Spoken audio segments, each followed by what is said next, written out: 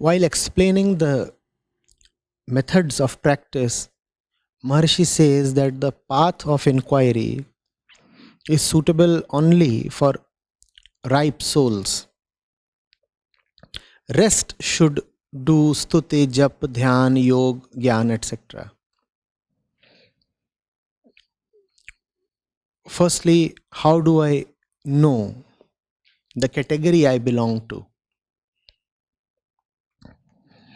I'm asking this question specifically as recently someone praised me and I could feel the pleasure the ego derives from praise, while at the same time I remembered your teaching to watch out the wave of happiness. In spite of watching it, I could not help feeling exuberant. Is observation of these events enough, or is something else too needed, like the different paths suggested by Maharshi?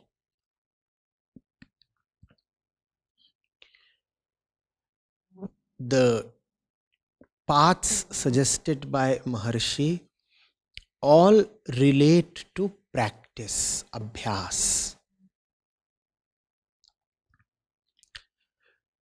The Maharshi is saying the path of self-inquiry is only for ripe souls. Others need stuti, jap, dhyan, yoga, etc. What he is saying is,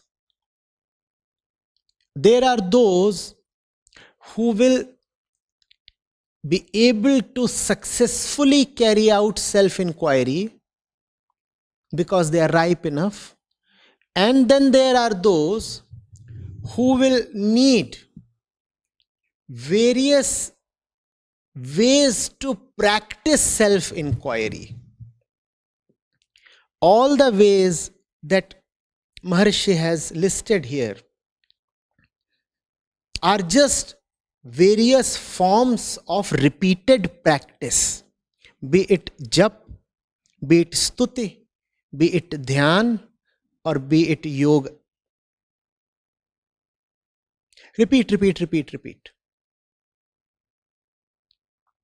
If you are ripe, then you will succeed in fewer attempts.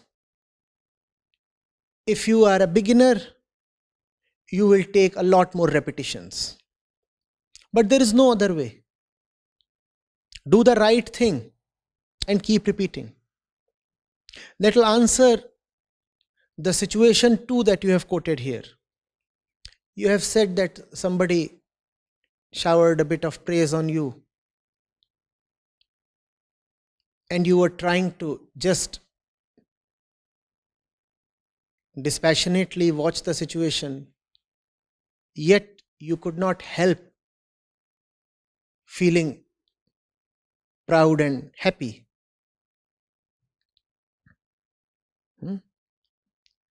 So you're asking, is just watching sufficient, or does one need to do more? One needs to do more watching.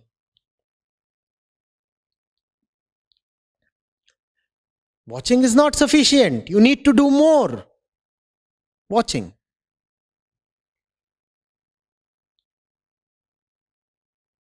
There is no spirituality that does not involve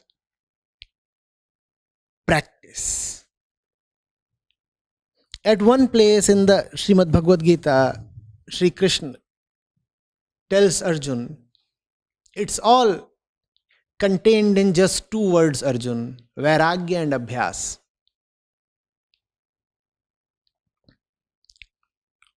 Vairagya is distancing oneself from the object to be seen, and Abhyas is to keep practicing the distancing. Vairagya and Abhyas. Do it, and because you will do it imperfectly, so do it again. Do it and then do it again. Vairagya and Abhyas. Abhyas is definitely needed. This time you managed to be watchful, but pleasure still could invade your center. Next time, do a little more. But that would not be sufficient. You will require one more day to do it, and then one more day, and then one more incident. And keep going. Keep going till the resistance against going diminishes.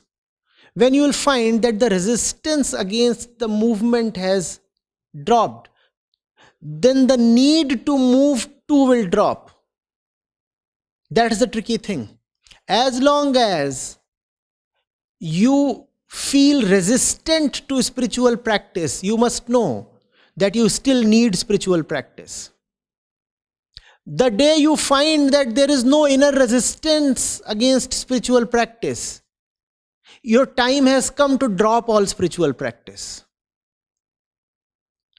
Keep going till the going is tough. When the going becomes easy, then there is no need to go any further. Then stop. But our internal logic suggests otherwise. We say, when the going is easy, then we should move. And when the going is tough, then we should just sit down, submit ourselves to the challenges, and just laze around and relax or complain. No.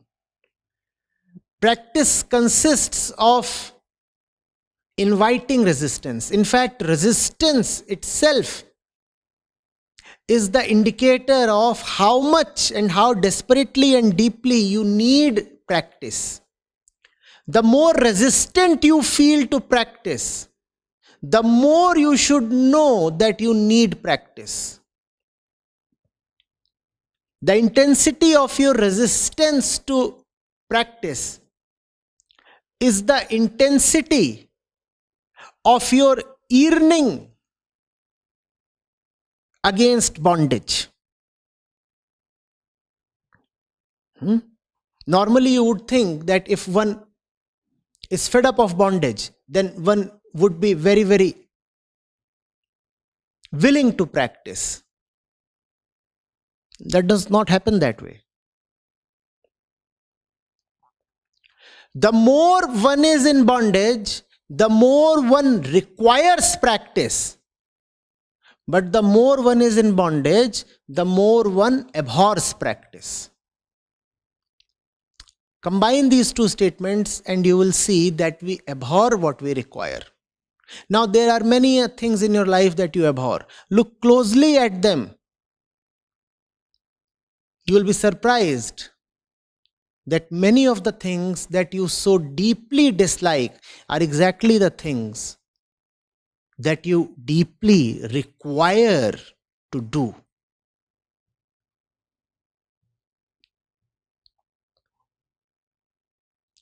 You getting it?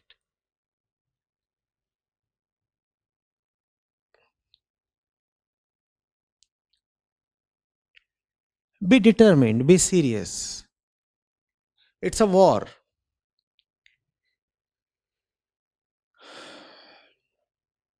Liberation is nothing but a holy war against oneself. Nothing else is holy.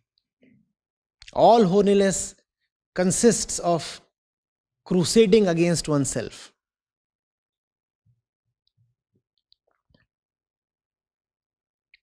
Don't be so fond of yourself. Don't treat yourself with kids' gloves. Be harsh. Act like a no-nonsense taskmaster. If a thing is to be done, it is to be done. Don't be so patronizing and lenient.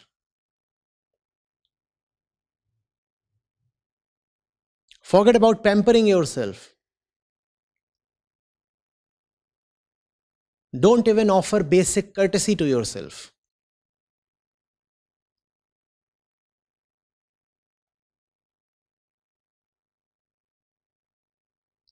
Be distasteful or disdainful of yourself. Have some disrespect. Such disrespect is the deepest love you can offer yourself.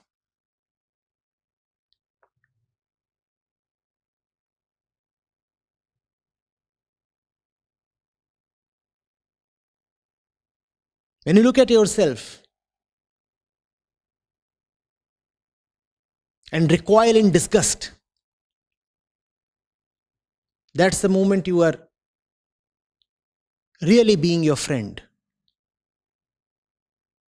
That's the moment you are in truth. That's the moment your healing begins.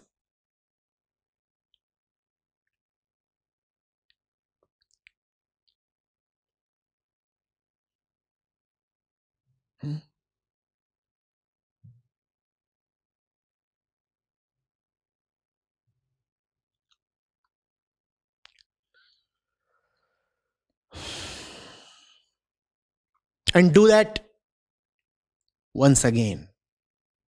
That's practice. Don't be chicken-hearted. Don't come running back to me after a few failed attempts. Oh, I tried this for 5.5 days. It didn't work out. If it is not working out, then go back to what you have been. Don't show your clumsy face to me. The responsibility is on you to make it work out. I have shown you the way.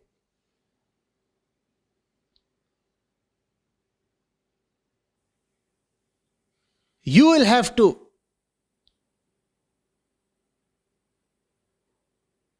walk the distance to liberation. No point turning back and complaining. If you find the process too hard, drop it. Who cares? One day, all bodies have to die. What is this special need for liberation? Don't go for it. There is no external incentive. Your own longing for peace has to be the incentive. More correctly, your own disgust against your own chaotic and noisy state has to be the incentive. Longing for peace is a utopia because we do not know what peace is. Hence, longing for peace is more realistically, accurately, and practically described as disgust against one's own noise and chaos and confidence.